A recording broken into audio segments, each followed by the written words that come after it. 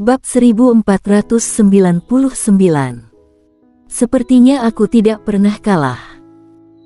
Dalam beberapa hari ke depan, warrior yang menghabiskan seluruh waktunya bersama dengan Putri Kaisar.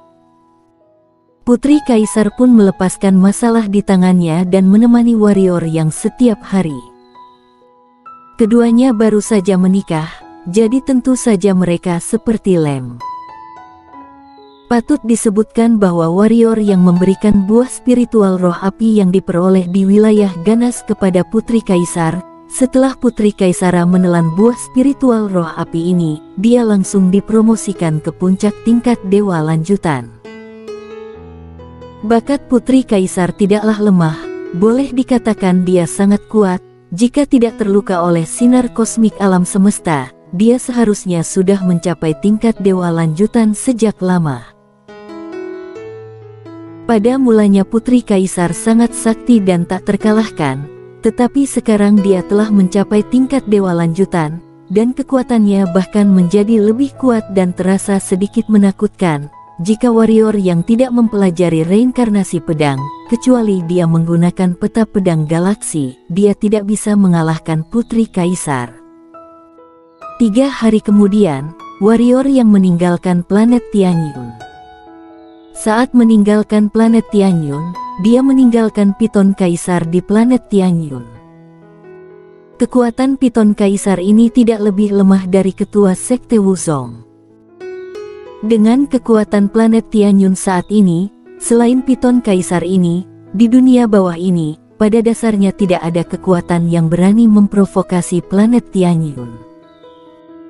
Adapun untuk dunia besar, karena istana alam baka, dunia besar tidak berani mengutus orang dengan mudah. Kalian pasti tahu kalau 2 master reinkarnasi alam yang dikirim dunia besar tewas di tangan Blood Girl. Untuk seorang master seperti alam reinkarnasi, jika salah satu mati, maka itu adalah kerugian besar bagi mereka. Entah itu adalah alam reinkarnasi atau alam yin yang, mereka tidak berani mengutus mereka dengan mudah. Karena orang yang diturunkan bukanlah lawan dari istana alam baka setelah alamnya ditindas. Karena itu, selama tidak ada masalah dengan istana alam baka, dunia besar tidak akan berani mengutus orang. Dapat dikatakan bahwa warrior yang telah mendapatkan keuntungan. Setelah warrior yang meninggalkan planet Tianyun, sebuah berita tiba-tiba menyebar. Sebulan kemudian, warrior yang akan naik ke dunia besar. Mendengar berita ini, semua orang mendidih. Siapa itu warrior yang? Sekarang di dunia bawah ini, hampir tidak ada yang tidak tahu, tidak ada yang tidak mengenalnya. Dia adalah jenius pertama dari dunia bawah, master pertama dari dunia bawah. Dan dia akan menerobos jalan langit. Jalan langit. Di dunia bawah ini, selama puluhan ribu tahun, hanya 2 orang yang dapat naik ke atas, salah satunya adalah Wuji, dan yang lainnya adalah si pengembara. Keduanya adalah kultivator pedang, dan kini, warrior yang juga adalah seorang kultivator pedang. Kini, kultivator pedang yang sempat merosot, kembali berkobar. Kultivator pedang. Sebenarnya, kultivator pedang di dunia saat ini relatif sedikit. Kenapa? Karena itu sangat sulit. Kultivator pedang memiliki massa yang sangat keras, dan itu adalah jiwa pedang. Jika kamu tidak dapat memahami jiwa pedang, maka kamu bukanlah seorang kultivator pedang. Bahkan jika kamu telah berlatih keterampilan pedang yang sangat sakti pun juga tidak mampu mengerahkan kekuatan keterampilan pedang ini. Dan meskipun kamu memahami jiwa pedang, jika kamu bukanlah Haiden kecemerlangan niat pedang, kekuatan tempurmu juga terbatas. Karena persyaratan yang sangat menuntut ini, banyak orang yang menyerah untuk menjadi seorang kultivator pedang. Justru karena hal inilah golongan kultivator pedang semakin berkurang. Dan kini, kemunculan warrior yang membuat kultivator pedang kembali populer. kultivator pedang, entah bagus atau hebat. Tentu bukan ini hal terpenting, yang penting adalah warrior yang ingin menaiki jalan langit. Bisakah warrior yang naik ke jalan langit?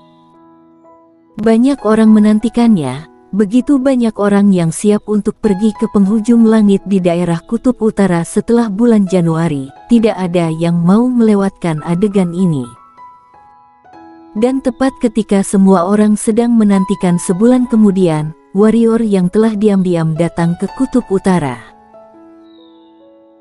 Kali ini warrior yang datang dengan diam-diam, tanpa sepengetahuan siapapun, kecuali Liani Ye dan Putri Kaisar, tidak ada yang tahu bahwa dia telah meninggalkan planet Tianyun. Semua orang masih mengira dia sedang berkultivasi di planet Tianyun, mempersiapkan diri untuk naik ke jalan langit. Di ujung utara, di atas kehampaan. Tidak jauh dari puncak kepala warrior yang ada tangga batu berwarna-warni. Setiap bagian dari tangga batu selebar 10 kaki penuh. Tangga batu menyebar ke atas sampai akhir garis pandang. Tak perlu dikatakan, ini adalah jalan langit.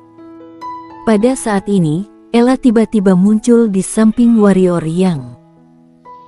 Melihat Ella tiba-tiba muncul, mata warrior yang berkilat kaget. Kenapa kamu keluar? Ella mengerjap, baunya sedikit familiar, sepertinya aku pernah ke sini sebelumnya. Apakah kamu pernah ke sini? Warrior yang terkejut, apakah kamu tidak tidur sebelumnya? Apakah tidur ada hubungannya dengan datang ke sini? Ella bertanya secara retoris. Warrior yang. Ella tidak peduli dengan warrior yang, dia menatap jalan langit, lalu mengerutkan kening, dan setelah beberapa saat, dia berkata, jalan ini sedikit akrab, namun, sepertinya ini adalah kejadian yang sudah lama sekali. Jadi, aku tidak bisa mengingatnya sedikit pun. Aku tidak mau memikirkannya, lebih baik aku bermain. Setelah dia selesai berbicara, dia gendak masuk ke dalam pagoda Hongmeng. Pada saat ini, warrior yang langsung meraihnya dan berkata, Ella, bisakah kamu memikirkannya lagi? Apakah kamu pernah datang ke sini? Kenapa? Tanya Ella dengan heran. Warrior yang berkata, karena aku ingin naik, tetapi, aku tidak tahu apa-apa tentang ini. Ingin naik. Ella berkedip, kamu benar-benar sangat bodoh, kamu hanya perlu berjalan menaikinya. Wajah warrior yang penuh dengan asap hitam, jika dirinya bisa berjalan, apakah dirinya perlu bertanya padamu? Dia menggelengkan kepalanya, kemudian berkata, di atas sana, seseorang mungkin akan menyergapku. Namun, aku tidak takut akan hal ini. Yang ingin ku ketahui adalah, apakah ada bahaya di jalan itu sendiri? Ella menggelengkan kepalanya, jalan ini tidak berbahaya. Apakah kamu yakin? Warrior yang bertanya. Tidak terlalu yakin, kata Ella dengan serius. Warrior yang. Pada saat ini, Ella tiba-tiba melihat ke jalan langit. Aku mengingat sesuatu. Jalan ini sepertinya dibangun oleh seseorang, tujuannya adalah untuk membuka jalan bagi dunia bawah. Karena banyak orang yang telah mencapai puncak tingkat dewa lanjutan, jika tidak dapat mencapai bagian atas, maka mereka akan terjatuh.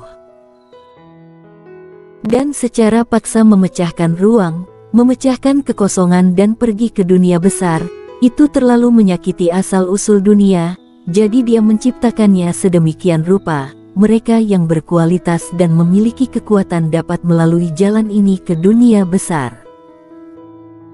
Warrior yang berkata dengan sungguh-sungguh, kalau begitu, kenapa tidak langsung menerobos penghalang antara dunia bawah dan dunia besar, sehingga dunia bawah dan dunia besar dapat langsung terhubung? Itu adalah pertanyaan yang harus ditanyakan pada manusia. Ella berkata, semua yang ada di dunia ini sama, siapa yang membaginya menjadi beberapa bagian? Itu adalah karena kalian para manusia. Kalian manusia yang membagi diri menjadi beberapa bagian. Dunia besar itu adalah alam yang lebih tinggi, tempat ini adalah dunia bawah, dan dunia yang lebih rendah adalah dunia rendah. Inilah tindakan yang dilakukan oleh kalian para manusia. Saat berbicara tentang ini, Ella tiba-tiba memandang warrior yang, jangan bicara tentang melawan langit di masa depan, apakah kamu mengerti?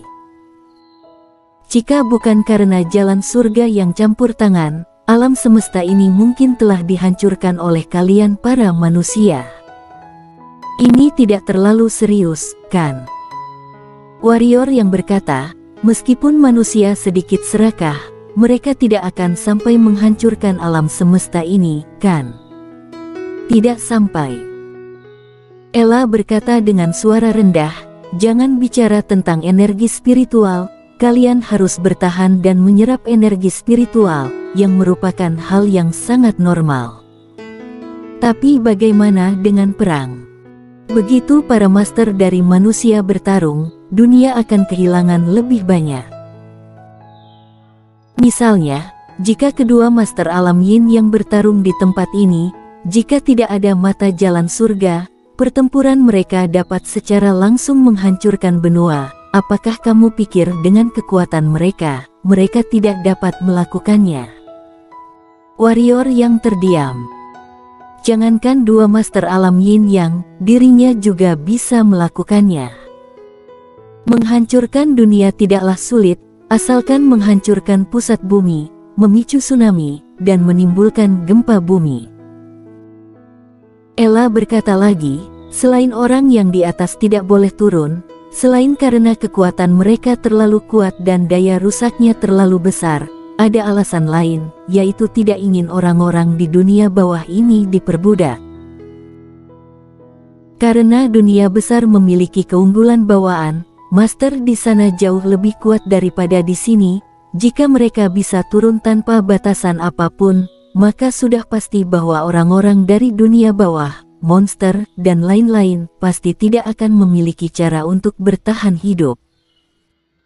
Termasuk kamu yang sekarang. Jika tidak ada pantangan dari orang-orang di atas, apakah kamu masih memiliki cara untuk bertahan hidup? Warrior yang melirik Ella, menurutmu, alasan kenapa alam semesta ini masih ada dan damai, apakah karena jalan surga? Omong kosong.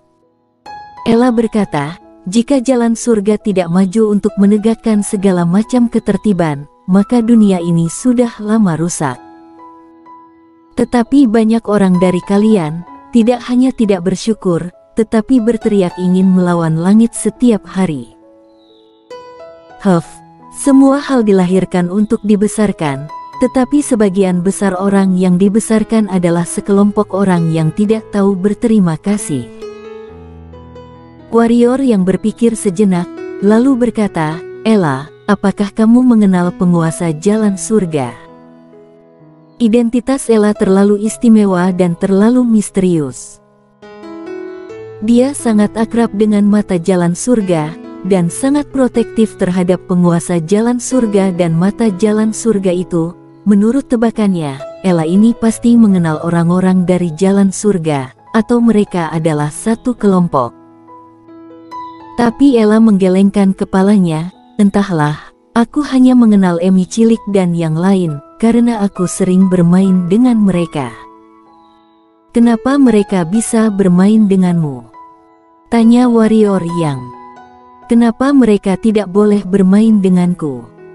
Ella bertanya retoris. Ekspresi warrior yang membeku untuk sementara waktu, kemudian dia berkata, aku akan mengatakannya dengan cara lain. Mereka pasti tidak akan bermain denganku, tetapi mereka bersedia bermain denganmu. Kenapa bisa seperti itu? Kenapa? Tanya Ella retoris. Warrior yang menggelengkan kepalanya, aku benar-benar telah kalah darimu. Ella terkikik, sebenarnya Emi cilik dan yang lain sangat ramah, tapi kamu tidak boleh berteman dengan mereka. Mereka tidak terlalu menyukaimu. Warrior yang tersenyum pahit, kamu cukup lugas. Ella tersenyum, lalu berkata dengan serius, apakah kamu benar-benar akan naik? Warrior yang mengangguk. Ella sedikit mengangguk, semoga berhasil. Warrior yang berkata, apakah kamu tidak akan membantuku? Ella menggelengkan kepalanya, aku tidak bisa bertarung. Dan juga tidak suka bertarung, jadi sepertinya aku telah menyegel kemampuan bertarungku. Kamu telah menyegel kemampuanmu untuk bertarung. Warrior yang bertanya dengan heran. Ella mengangguk, kurasa kamu juga harus menyegel kemampuan bertarungmu, karena kamu sangat pandai bertarung. Warrior yang melirik Ella dan berkata, itu artinya, kamu bisa bertarung, bukan? Sepertinya begitu. Ella mengangguk. Lalu seberapa kuat kamu sebelumnya? Tanya warrior yang. Ella berpikir sejenak, lalu berkata, sepertinya aku tidak pernah kalah. Warrior yang bersambung.